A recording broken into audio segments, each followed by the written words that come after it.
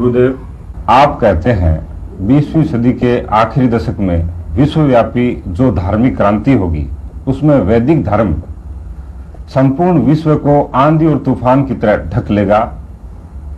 इतने थोड़े समय के अंदर ये क्रांतिकारी परिवर्तन कैसे संभव होगा और इसके क्या कारण होंगे? देखिए, इस संबंध में मैं ही अकेला नहीं कह रहा हूं। संसार के अनेकों भविष्य दृष्टा संतों और ज्योतिषियों की इस संबंध में स्पष्ट भविष्यवाणियां हैं। हिंदू दर्शन के अनुसार इस धार्मिक क्रांति का मूल कारण 10वें अवतार का अवतरण होगा। हिंदू दर्शन के अनुसार हर अवतार क्रम विकास के सिद्धांत के अनुसार सृष्टि में एक नई चेतना पैदा करता है। श्री अरविंद के अनुसार यदि क्रम विकास के साथ अवतारवाद का कोई संबंध न हो तो अवतारवाद का कोई अर्थ ही नहीं रह जाता। हिंदू दशावतारों की श्रृंखला अपने आप में मानव क्रम विकास का एक रूपक है। सर्वप्रथम मत्स्य अवतार हुआ, जिसके माध्यम से जल में जीवों का सृष्टि विकास हुआ। फिर पृथ्वी व जल के स्थल जलचर कच्छप का अवतरण हुआ। तीसरे अवतार वाराह के साथ पृथ्वी पर पशु पक्षियों की सृष्टि हुई। चौथा नरसिंह अवतार पशुओं व मनुष्यों के मध्य की स्थिति को स्पष्ट करता है। मनु का अवतार मानव के रूप में हुआ। फिर वामन, परशुराम, राम और कृष्ण अवतरित हुए, जो निरंतर प्राणमयी राजसिक से सात्विक मानसिक मानस और अधिमानस तक ले जाने के माध्यम बने। इस प्रकार 10वें अवतार के अवतरण के कारण मानवता में जो चेतना पैदा होगी, श्री अरविंद ने उसे नई चेतना की संज्ञा दी है और पश्चिम के भविष्य दृष्टाओं ने उसे एक नई सभ्यता के नाम से पुकारा है। इस 10वें अवतार के अवतरण के कारण संपूर्ण मानव जाति क्रम विकास के सिद्धांत के अनुसार धीरे धीरे अपने असली स्वरूप अर्थात दिव्य रूप में रूपांतरित हो जाएगी, जिसे श्री अरविंद ने पार्थिव अमरत्व की संज्ञा दी है। श्री अरविंद की आराधना का उद्देश्य उस परम सत्ता को पृथ्वी पर मानव रूप में अवतरित करना था और श्री अरविंद ने अपने जीवन काल में ही पूर्ण सफलता प्राप्त कर ली। श्री अरविंद के ही शब्दों में, मैंने मानवता के लिए परात्पर से उतना बड़ा वरदान प्राप्त किया है जितना ये पृथ्वी मांग सकती थी। भगवान श्री कृष्ण ने श्री अरविंद को वरदान दिया। शीघ्र ही चेतना के उधोलोक से एक भागवत शक्ति का अवतरण होगा, जो पृथ्वी पर स्थापित मृत्यु और असत्य के राज्य को समाप्त कर यहां भी भगवान के राज्य की स्थापना करेगी। भगवान श्री कृष्ण ने योग युक्त स्थिति में जो आदेश दिए थे ना, उससे भी इस बात की पुष्टि होती है, इस अवतरण की पुष्टि होती है। भगवान श्री कृष्ण ने अलीपुर जेल में श्री अरविंद को कहा था, मैं तुम्हें जिस काम के लिए जेल में लाया हूं, अपने उस काम की ओर मुड़ो और जब तुम जेल से बाहर निकलो तो याद रखना, कभी डरना मत, कभी हिचकिचाना मत। याद रखो, यह सब मैं कर रहा हूं, तुम या और कोई नहीं। अतः चाहे जितने बादल घिरे, चाहे जितने खतरे और दुख कष्ट आवें, कठिनाइयां हों, चाहे जितनी असंभवताएं आएं, कुछ भी असंभव नहीं है, कुछ भी कठिन नहीं है। मैं इस देश और इसके उत्थान में हूं। मैं वासुदेव हूं, मैं नारायण हूं। जो कुछ मेरी इच्छा होगी वही होगा, दूसरों की इच्छा से नहीं। मैं जिस चीज को लाना चाहता हूं उसे कोई मानव शक्ति नहीं रोक सकती। अलीपुर जेल में श्री अरविंद ने भगवान श्री कृष्ण से प्रार्थना की, मुझे अपना आदेश दो। मैं नहीं जानता कि कौन सा काम करूं और कैसे करूं, मुझे एक संदेश दो। इस पर योग युक्त अवस्था में श्री अरविंद को 2 संदेश मिले। पहला यह था, मैंने तुम्हें एक काम सौंपा है और वह है इस जाति के उत्थान में सहायता देना। शीघ्र ही वह समय आएगा जब तुम्हें जेल से बाहर जाना होगा, क्योंकि मैं नहीं चाहता कि तुम्हें सजा हो या तुम अपना समय औरों की तरह अपने देश के लिए कष्ट सहते हुए बिताओ। मैंने तुम्हें काम के लिए बुलाया है और यही वह आदेश है जो तुमने मांगा था। मैं तुम्हें आदेश देता हूं कि जाओ और काम करो। दूसरा संदेश आया, वह इस प्रकार था। इस 1 वर्ष के एकांतवास में तुम्हें कुछ दिखाया गया है। वह चीज दिखाई गई है जिसके बारे में तुम्हें संदेह था। वह है हिंदू धर्म का सत्य। इसी धर्म को मैं संसार के सामने ऊपर उठा रहा हूं। यही वह धर्म है जिसे मैंने ऋषि मुनियों और अवतारों के द्वारा विकसित किया और पूर्ण बनाया है। और अब यह धर्म अन्य जातियों में मेरा काम करने के लिए बढ़ रहा है। मैं अपनी वाणी का प्रसार करने के लिए इस जाति को उठा रहा हूं। यही वह सनातन धर्म है जिसे तुम पहले सचमुच नहीं जानते थे, किंतु जिसे अब मैंने तुम्हारे सामने प्रकट कर दिया है। तुम्हारे अंदर जो नास्तिकता थी, जो संदेह था, उनका उत्तर दे दिया गया है, क्योंकि मैंने अंदर और बाहर स्थूल और सूक्ष्म सभी प्रमाण दे दिए हैं और उनसे तुम्हें संतोष हो गया है। जब तुम बाहर निकलो तो सदा अपनी जाति को यही वाणी सुनाना कि वे सनातन धर्म के लिए उठ रहे हैं। वे अपने लिए नहीं बल्कि संसार के लिए उठ रहे हैं। मैं उन्हें संसार की सेवा के लिए स्वतंत्रता दे रहा हूं। अतएव जब यह कहा जाता है कि भारतवर्ष ऊपर उठेगा, तो इसका अर्थ होता है सनातन धर्म ऊपर उठेगा। जब कहा जाता है कि भारतवर्ष महान होगा, तो उसका अर्थ होता है सनातन धर्म महान होगा। जब कहा जाता है कि भारतवर्ष बढ़ेगा और फैलेगा, तो इसका अर्थ होता है सनातन धर्म बढ़ेगा और संसार पर छा जाएगा। धर्म के लिए और धर्म के द्वारा ही भारत का अस्तित्व है। धर्म की महिमा बढ़ाने का अर्थ है देश की महिमा बढ़ाना। मैंने तुम्हें दिखा दिया है कि मैं सब जगह हूं, सभी मनुष्य और सभी वस्तुओं में हूं।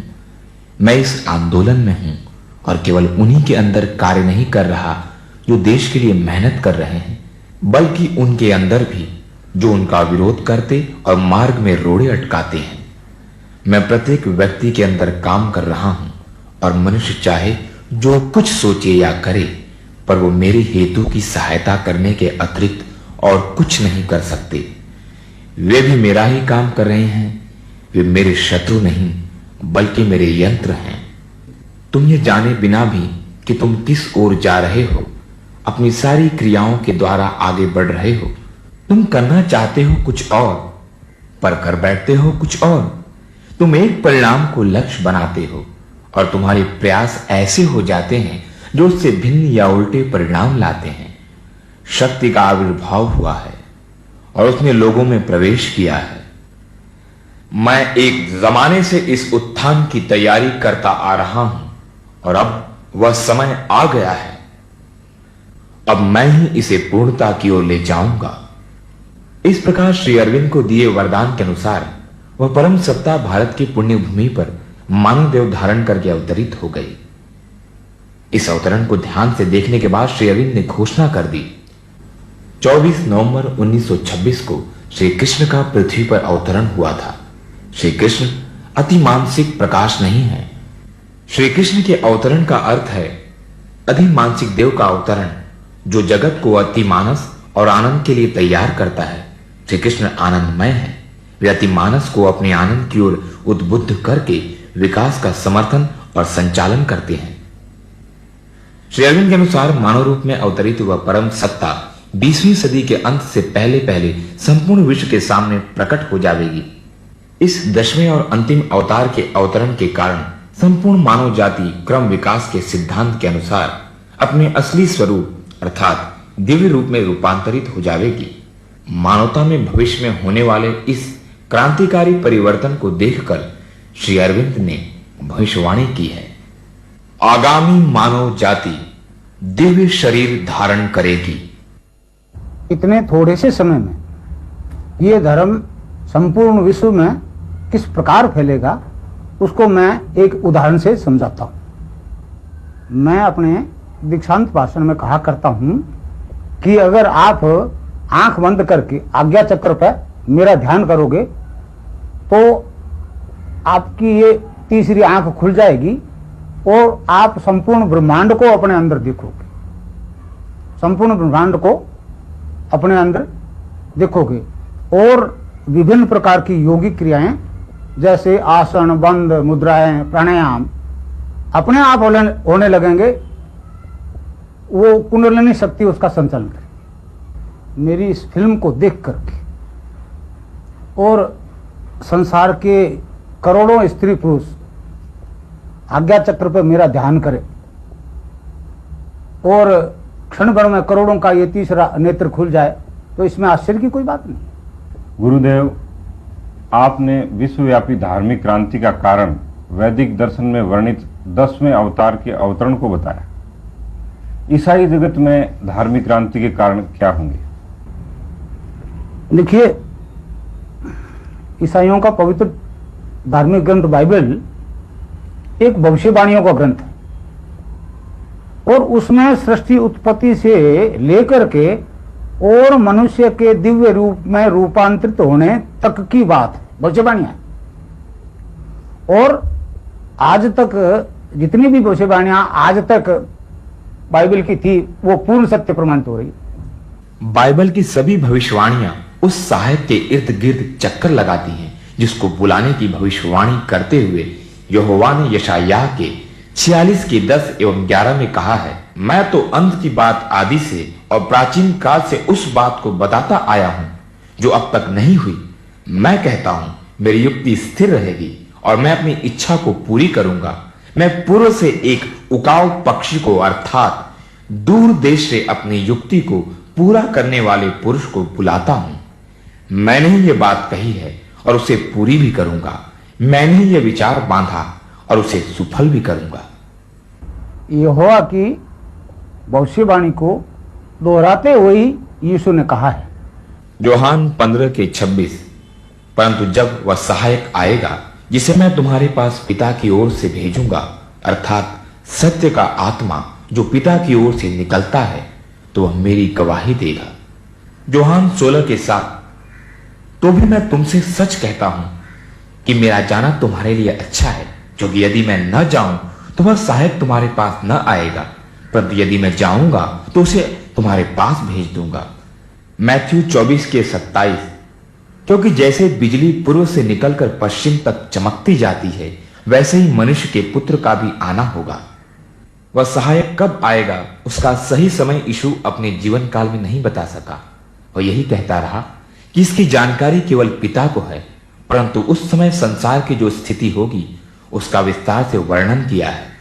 मृत्यु के बाद यीशु की आत्मा 40 दिनों तक मृत्यु लोक में ही विचरण करती रही। 40वें दिन स्वर्गारोहण से पूर्व आत्मभाव से यीशु ने जो भविष्यवाणी की वो बहुत महत्वपूर्ण है। क्योंकि हिंदी अनुवाद सही चित्र प्रस्तुत नहीं करता, अतः उसे समझने के लिए हमें मूल भाषा का सहारा लेना होगा, जो इस प्रकार है। For John truly baptized with water, but he shall be baptized with the Holy Ghost not many days hence. उपरोक्त में पवित्र आत्मा से बपतिस्मा पाने का समय जानने के लिए not many days hence का प्रयोग किया गया है, जिसका स्पष्ट अर्थ होता है एक दिन से अधिक नहीं, क्योंकि उपरोक्त भविष्यवाणी मृत्यु के बाद यीशु की आत्मा ने की थी। अतः उस सहायक के प्रकट होकर पवित्र आत्मा से बपतिस्मा देने का सही समय जानने के लिए ईश्वरीय समय से हिसाब लगाना होगा। मृत्यु लोक और ईश्वरीय समय की तुलना करते हुए 2 पीटर 3 के 8 में कहा है, हे प्रियो, यह एक बात तुमसे छिपी न रहे कि प्रभु के यहां एक दिन 1000 वर्ष के बराबर है और 1000 वर्ष एक दिन के बराबर है। इस प्रकार प्रथम 1000 वर्ष पूरे होने पर ईश्वर का एक दिन पूर्ण हो चुका है।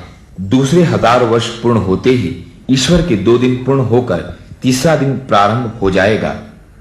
20वीं सदी के अंत से पहले पहले उस सहायक को प्रकट होना पड़ेगा और संपूर्ण ईसाई जगत को उसे स्वीकार करना पड़ेगा। उस सहायक को पहचानने के लिए बाइबल ने ईसाइयों को एक कसौटी दी है। उस पर खरा उतरने वाले व्यक्ति को ही ईसाई जगत सहायक के रूप में स्वीकार करेगा।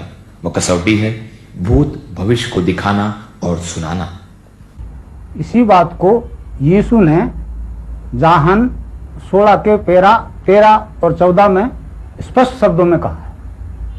परंतु जब वह अर्थात सत्य का आत्मा आएगा तो तुम्हें सब सत्य का मार्ग बताएगा, क्योंकि वह अपनी ओर से न कहेगा परंतु जो कुछ सुनेगा वही कहेगा, और वह तुम्हें आने वाली बातें दिखाएगा। वह मेरी महिमा करेगा, क्योंकि वह मेरी बातों में से लेकर तुम्हें दिखाएगा। अंत में यहोवा ने भी इसी कसौटी को आधार मानकर अपना मुकदमा लड़ने का आदेश दिया है। यशायाह 41 के 21 से 23 में यहोवा ने कहा है, यहोवा कहता है अपना मुकदमा लड़ो।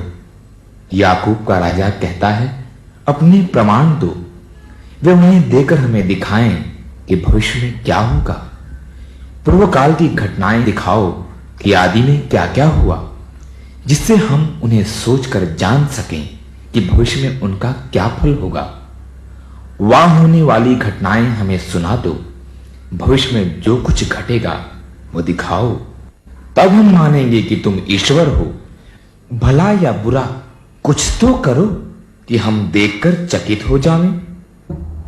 आपके कथनानुसार वेदांतियों के 10वें अवतार और ईसाइयों के सत्य के आत्मा के अवतरण का समय 20वीं सदी का आखिरी दशक ही पड़ता है। क्या दोनों दर्शन एक ही व्यक्ति की तरफ इशारा करते हैं? देखिए, इस बात का फैसला तो वेदांतियों और ईसाइयों को ही करना पड़ेगा और वही मान्य होगा। परंतु यशायाह 43 के 8 और 9 में जो कुछ वर्णन है उससे तो एक ही झलक मिलती है कि वह व्यक्ति एक ही होगा। यशायाह 43 के 8 एवं 9, आंख रखते हुए अंधों को और कान रखते हुए बहिरों को निकाल ले आओ, जाति जाति के लोगों को इकट्ठा किया जाए और राज्य राज्य के लोग एकत्रित हों। उनमें से कौन यह बात बता सकता है? वह बीती हुई बातें हमें दिखा सकता है। वे अपने साक्षी ले आए जिससे वे सच्चे ठहरें। वे सुन लें और कहें यह सत्य है।